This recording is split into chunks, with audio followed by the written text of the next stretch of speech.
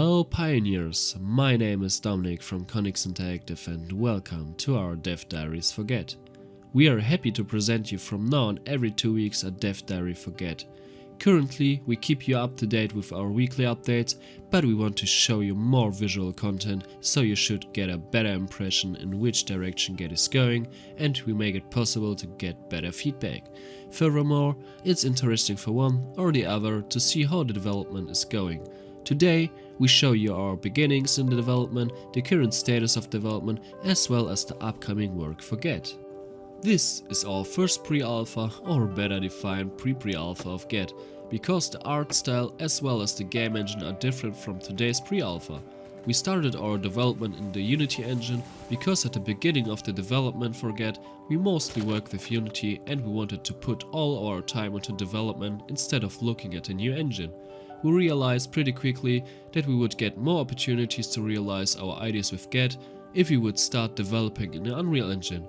The decision wasn't easy for us, because we already had a good foundation in Unity, but to this day we don't regret the decision.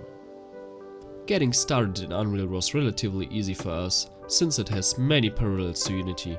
Of course the transition took a while, but we were and still are highly motivated. We quickly felt at home in Unreal. Our first level was a big island. Our idea was to create a place where the player could experience the joy of exploration, but we quickly realized that the designing of a huge level takes too much time, which gave us significantly less time to work on the basic systems of G.E.T. Initially, we weren't able to use many of Unreal's perks because we were still learning to use the basic functionality, example given graphically, UI, lighting, etc. and the blueprint system. Hello, I am Mike Pfeffer. In G.E.T I am mainly responsible for the inventory and the AI. Today I want to talk to you about both, to give you a better understanding of the changes and our reasons for making them. But firstly, I would like to talk to you about why we switched from Unity to Unreal.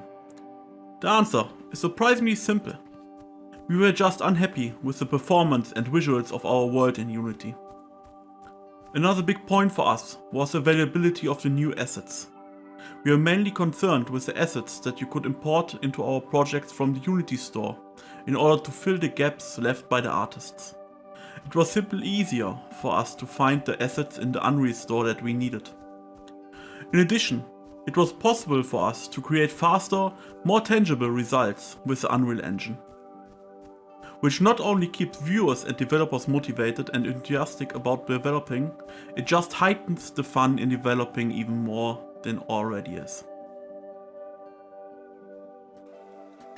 After clarifying why we changed from Unity to Unreal, I would now like to talk to you about the inventory.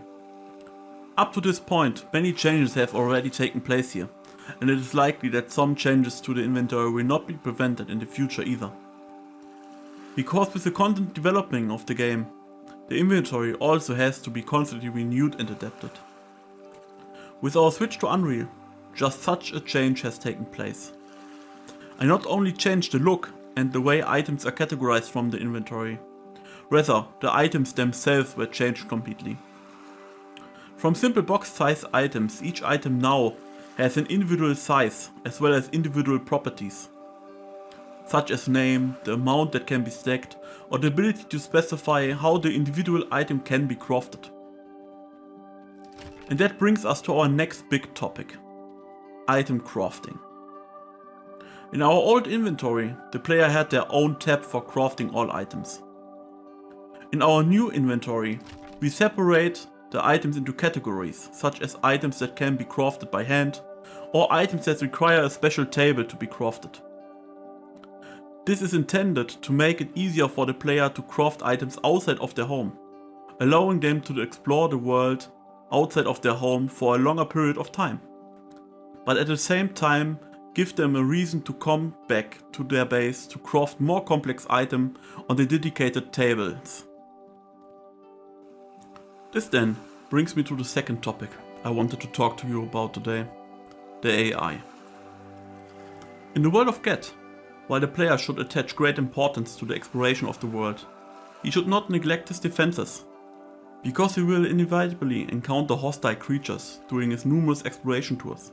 The enemies were originally planned to be humanoid, but as the game has evolved, so has the AI. As we transitioned to Unreal, we also reconsidered our choices of AI and came to the conclusion that the humanoid AI was contrary to the spirit of an undiscovered world. And so the humanoid AI became various animals that roam the world in search for their next meal. But not only the appearance has changed. We changed the nature of the AI and gave it more freedom of choice when it came to dealing with the player. The AI can not only now act aggressively, but also run away from the player, freeze in fear, or try to run around the player. In addition, each AI now get their own attack animation, which should make the combat behavior appear as natural as possible. All of these changes are intended to help the player play the game and make the game overall more enjoyable.